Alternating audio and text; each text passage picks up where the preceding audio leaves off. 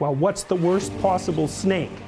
Well, that's a reasonable question. And then a better question is, what do you do about the worst possible snake? And one answer is, you face it. You exist in these walled enclosures, but there's something that lurks that will always knock you off your feet. And then the question is, what is that? And the answer to that is being formulated over very long periods of time.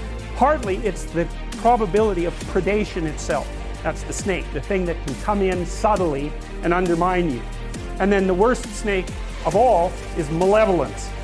And I think that's technically correct, because one of the things that you view, for example, when you're looking at post-traumatic stress disorder, is that it's almost always the case that someone who suffers from post-traumatic stress disorder, which you might think of as a real life reincarnation of the fall, is that people encounter something malevolent and it breaks them, because it's the worst thing to understand. It's like suffering is one thing, man, that's bad enough. Vulnerability and suffering, that's bad enough. But to encounter someone who wishes that upon you and will work to bring it about, that's a whole different category of horrible. Especially when it also reflects something back to you about yourself. Because if someone else can do that to you, and they're human, that means that you partake of the same essence. Strangely enough, that's actually the cure to some degree to post-traumatic stress disorder. If you've been victimized, you're naive and you've been victimized, the way out of that is to no longer be naive and to no longer be victimized. You see this reflected in the Harry Potter idea, for example, that the reason that Harry Potter can withstand Voldemort is because he's got a piece of him, right? He's being touched by it. And the way that you keep the psychopaths at bay is to develop the inner psychopath so that you know one when you see one. But that's a voluntary thing. It's like a set of tools that you have at your disposal, which is full knowledge of evil. Nietzsche said, if you look into an abyss for too long, you risk having the abyss gaze back into you, right? The idea is that if you look at something monstrous, you have a tendency to turn into a monster. And people are often very afraid of looking at monstrous things exactly for that reason. And then the question is, well, should you turn into a monster? And the answer to that is, yes, you should. But you should do it voluntarily and not accidentally.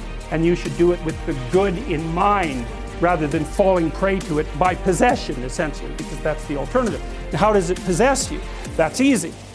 Your suffering makes you bitter. Your bitterness makes you resentful. Your resentment makes you vengeful. And once you're on that road, you go down that a little bit farther, man. Well, you end up fantasizing in your basement about shooting up the local high school and then killing yourself, right? Because that's sort of the ultimate end of that line of pathological reasoning. Being should be eradicated because of its intrinsic evil, and I'm exactly the person to do it. And I'll cap it off with an indication of my own lack of worth just to hammer the point home, right? And if I can garner a little post-posthumous fame along the way, well, that'll satisfy my primordial primate dominance hierarchy imaginings too, at least in fantasy. So, you know, it's the full package if you want to go down that route. And of course, people don't like to think about that sort of thing, and it's no bloody wonder. But without the capability for mayhem, you're a potential victim to mayhem. So you need your sword. It should be sheathed, but you need to have it. And it's very frequently the case. If you treat someone with post-traumatic stress disorder, there's two things you have to do. You have to help them develop a very articulated philosophy of evil, because otherwise their brain bothers them over and over and over. Why were you so naive? How did you become victimized? Why were you such a sucker? These are good questions. You don't want to have that happen to you again. You don't want to be exploited twice. We know this, God. We know how predators work with regards to children even. If you're a pedophilic predator and you're looking at a landscape of children, the child that you're going to go after is the one that's timid and won't fight back. You pick your victim. And predatory people in general are exactly like that, man. Because they're predators. They're not going to attack someone who's going to fight back. They're going to be looking for someone, one way or another, that cannot conceptualize what they are. And then, perfect. It's an open season, man. It's open season. Okay, so your eyes have to open up. We know the price of that from the Egyptian myth, right? You come into contact with Seth. What happens? Even if you're a god, you lose an eye. It's no joke, man. It's no joke. And then the cure for that is the movement down into the underworld and the revitalization of the Father. That's the identification with the force that created culture, right? And that then there's you and that together. then you can withstand malevolence. Maybe you can withstand tragedy and malevolence. And then that's the whole secret, right? Because that's what you want in life. You need to be able to withstand tragedy, and you need to be able to withstand malevolence, because those are the forces that are always working against you. And so if you're treating someone with post-traumatic stress disorder, first they need an introduction to the philosophy of malevolence, and second they have to learn to become dangerous, because that's the only way out. What's the alternative? They get these recurrent thoughts about their vulnerability in the face of malevolence and their own naivety, because by definition, if someone psychopathic has exploited you, you're too naive. It's a definitional issue. You can say, well, that's no fault of mine. How the hell could I be prepared? Fair enough, man.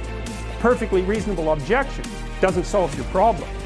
Because it's an eternal problem, right? The eternal problem is, how do you deal with tragedy and malevolence? And you can say, well, I'm not prepared. It's like, yeah, fair enough. Unsurprising, especially if you were overprotected as a child. It's not a good idea to overprotect your kids, because the snakes are going to come into the garden no matter what you do. Instead of trying to keep the damn snakes away, what you do is you arm your child with something that can help them chop them into pieces and make the world out of them. So that the trick for human thriving in the face of suffering and malevolence is strength, not protection.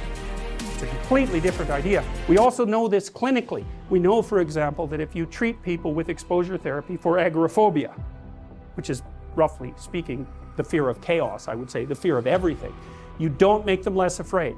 You make them braver. It's not the same thing. Because with an agoraphobic, see, what happens to them is the fall. They never conceptualize death and suffering. They're naive, right? It never enters the theater of their imagination, and it's because they're protected from it. But then something happens. This often happens to women in their 40s, because they're the people most likely to develop agoraphobia. Something happens. They've been protected from chaos by authority their entire life. So maybe they had an overprotective father, and then they went to an overprotective boyfriend, and then they went to an overprotective husband. And maybe they were willing to be subjugated to all three of those because of the protection, right? So that's the bargain. They stay weak and dependent, and maybe they have to, because that's the only way they can appeal to the person who's hyperprotective. But the price they pay for that is that they're not sufficiently competent. And then something happens in their life, often in their 40s, they develop heart palpitations, maybe as a consequence of menopause. Their heart starts to beat erratically, and they think, oh no, death. It's like, well, who are you going to talk to about that? There's no protection from authority for that. Or maybe their friend gets divorced, or maybe their sister dies, or something like that. It brings up the specter of mortality, and maybe the specter of malevolence and mortality. And it brings it up in a way that authority, recourse to authority, cannot solve. And then they have a panic attack. It's like fight or flight's gone out of control. Very, very unpleasant. Then they start to avoid the places they've had a panic attack. Then they end up not being able to go anywhere. So then Tiamat has come back, right? A huge monster, a little victim. And so what do you do with them? Well, there's no saying, no, there's no Tiamat. That's done, right? Their naivety is over. They've had a direct contact with the threat of mortality and social judgment. And there's no going back. There's no saying, oh, the world is safe. It's not safe. Not at all. It's not safe. The fact that you think it's safe means that you were living in an unconscious bubble that was sort of provided to you by your culture. It's a gift. And now that's been shattered. And so now what do you do? Well, the answer is you retreat until you're in your house and there's nowhere you can go. You're the ultimate frozen rabbit, right? And your life is hell because you can't function. The alternative is, let's take apart the things you're afraid of. Let's expose you to them, carefully and programmatically. And then you'll learn that you're actually tougher than you think. You never knew that.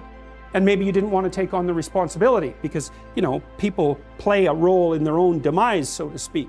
When you had opportunity to go out and explore or withdraw because you were afraid, you chose to withdraw because you were afraid. So it's not only that you were overprotected often, it's that you were willing to take advantage of the fact that you were overprotected and run back there whenever you had the opportunity. Well, there's no safe places. And the next issue is, do you really want a safe place? Is that what you want? You want to be so weak that you want to be protected from threat? What the hell kind of life is that? You're a paralyzed rabbit in a hole. That's no life for a human being.